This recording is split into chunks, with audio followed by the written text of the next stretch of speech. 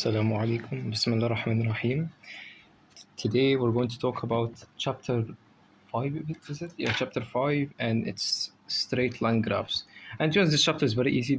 My video length won't be as long as like the other ones. I hope it won't reach 40 minutes because it's a very basic concept and we've talked a lot about it, and I'm pretty sure you guys already have a sufficient understanding or perhaps background on straight line graphs, its equations, how to derive a straight line equation. And yeah, I'm just going to go through it quickly. So we're going to start with the basic straight line equation, or its standard form, y equals mx plus c. Obviously you guys know that we, in mathematics or in the language of mathematics, we usually use x as the input variable that we use and y as the output variable. And within the straight line equation, we have terms such as m and c, which is basically stuff that will manipulate our values of x, or the input.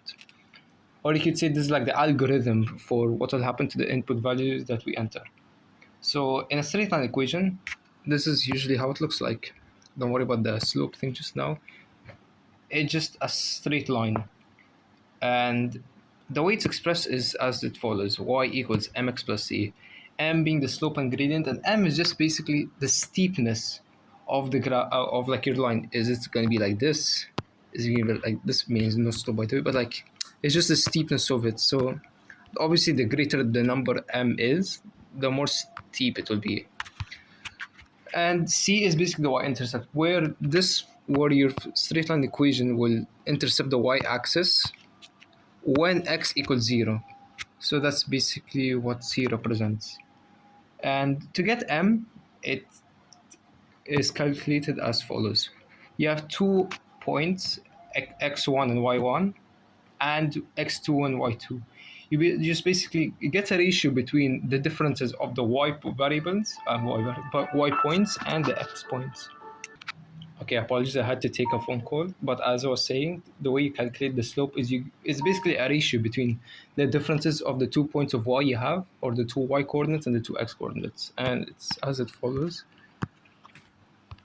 So yeah, and if you just want a graphical representation of what it is, that's basically it.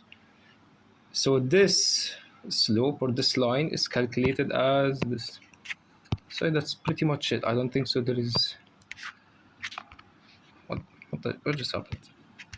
So yeah, this is just the straight line, and obviously as we solve like a quick question, we're going to also know that we could represent a straight line equation with this type of formula.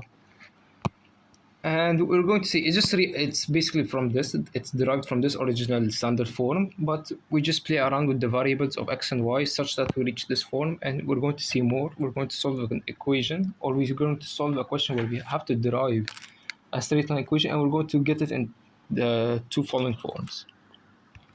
Okay, let's solve this question. We have a straight line equation of y equals quarter x plus 2 meets y-axis at b. Okay, we just discussed that this statement meets y-axis at b is basically the intercept of this straight line, which is basically 2, as you see here. So we have b equals 0 and 2. Let's move on. And we have a coordinate c with x coordinate of -5 and y coordinate of 3. Find an equation for a line passing b and c. Okay, as we know that the straight line equation, or like its standard form, is y equals the slope times the input added with the y-intercept, which is c. So we already know that c is basically 2, so we have y equals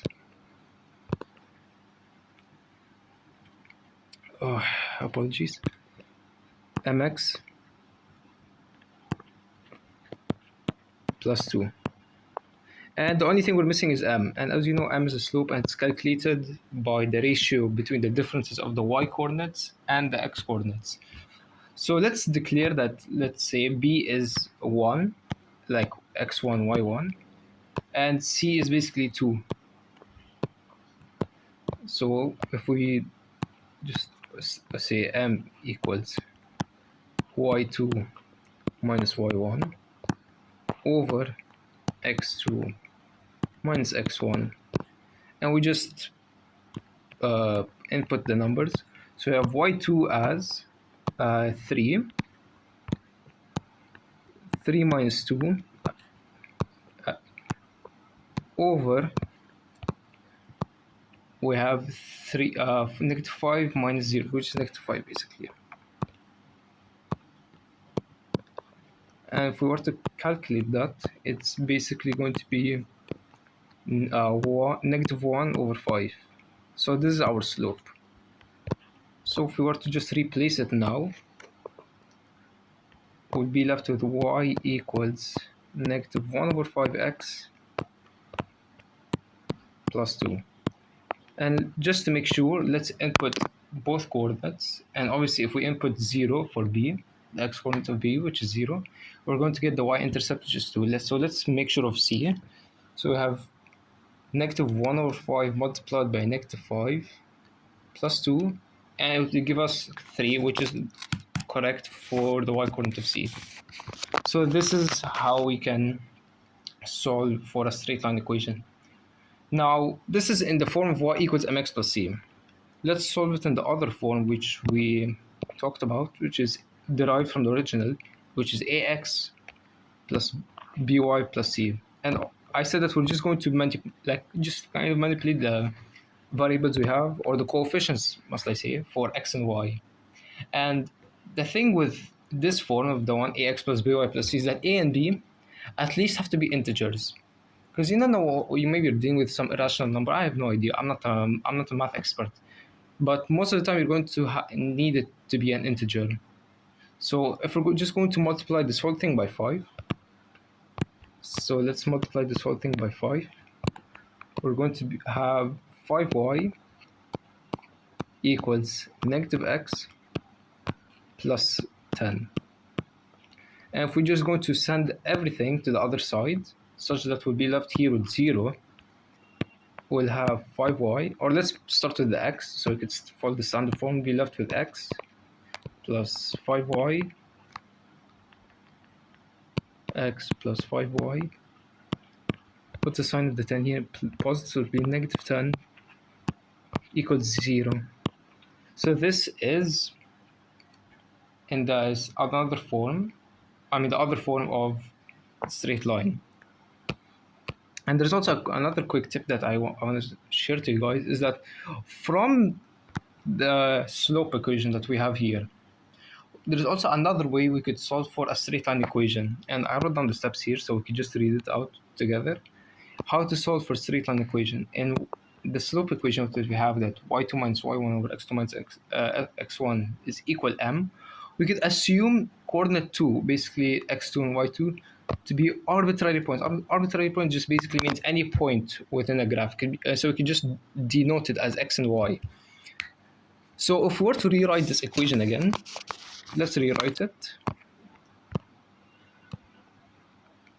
I just want to create a line here. So we'll have y minus y1 over x minus x1 equals m, and just send this to the other side.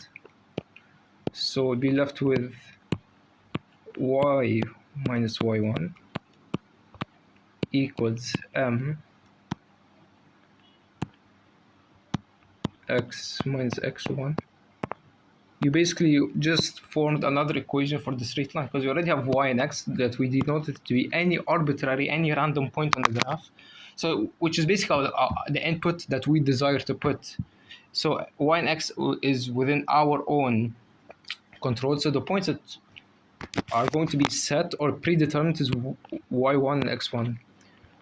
So let's say we were to have any of these coordinates, and we could also solve for the slope.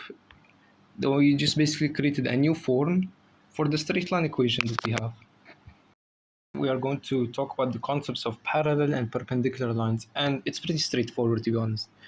If you have two parallel lines or any number of pair of parallel lines, they're going to have the same gradient, because it makes sense. Let's say I have an arbitrary number of gradient, let's just say m, and since they're parallel, we know that parallel lines will never meet. So they have to withhold an equal like value of gradient such that they will never intersect. So you could adhere to the law of parallel lines in which they will never meet. But if let's say this is a gradient of like 2, and we have m for this line of 1, at some point they're going to meet, because obviously they're not parallel. So that's what I mean. But if you have two pairs of lines with equal gradients in which they're parallel, that means they will never meet. So it's just basically self-explanatory.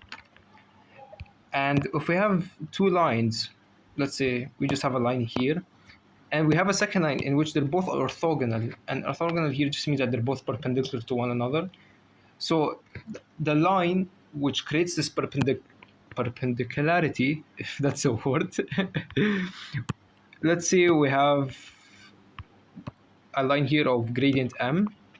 So this line which creates this perpendicular nature of them, or their orthogonal nature, but I'm not gonna waffle up words, but so this line will have a gradient of -1 over m, and this is just a standard rule. So yeah, that's pretty much it about parallel and perpendicular lines, and you could use it so you could help yourself solve questions, and we're going to solve one right now, so give me a minute. So we have a question which states that there is a line, we can just name it L1, passes through the point -2 and 5. And this such line is also perpendicular to y equals 3x plus 6. And we're just asked to find the equation of line. So the first piece of information that we have is that we can find the slope of L1. So if we have the line that it's perpendicular to with a slope of 3, so we just know that L1 will have a slope of -1 over 3. Let me just kind of x plus c. And the second piece of information that we have in which you could use to solve for the equation of this line is -2 and 5. And as we know, if we refer back to how we could solve for straight line equations, you could use this formula: y minus y1 equals m multiply the bracket of x minus x1. So it's the same thing as y, and y1 here is 5 equals, we have the slope as -1 over 3 x minus -2, so it will be +2. And yeah, we could just solve for it. So we'll be left with y minus 5 equals, you can just say -x over 3 and -2 over 3. And if we just add 5 to both sides, we left with y equals -x over 3, and -2 over 3 plus 5 is equal to 13 over 3 plus 13 over 3. So this is the equation of L1, where it's perpendicular to y equals 3x plus 6, and also passes through the points -2 and 5. So if we were to check it right now, I'll input it in my calculator. -2, because x equals -2, so we just also have to add the negative sign before it, over 3 plus 13 over 3 equals 5, and we verified it, thus it's correct. And the last point, which I also covered in previous videos, is the formula to calculate the distance between 2 points, and it's as follows: the square root of the differences of their x and y coordinates summed up together. And it makes sense if I were to look at this. It's basically like calculating the hypotenuse of a triangle. It doesn't always need to be a triangle, but you get what I mean. If you want to travel from x1 to x2 and y1 to y2, you'll have to travel a distance of their differences of x2 minus x1. And to go up here, you'll have to also cover the difference between their y coordinates as well. So in the end, it's like calculating the hypotenuse of a triangle, hence this formula. The differences of their x and y coordinates all summed up under a square root. And this kind of sums up chapter 5. It's very easy, very self-explanatory, nothing very difficult. Of course, the questions could vary and there could bring up new ideas. However, the inherent concept within itself is very easy, and you all already have a basic understanding. So thank you.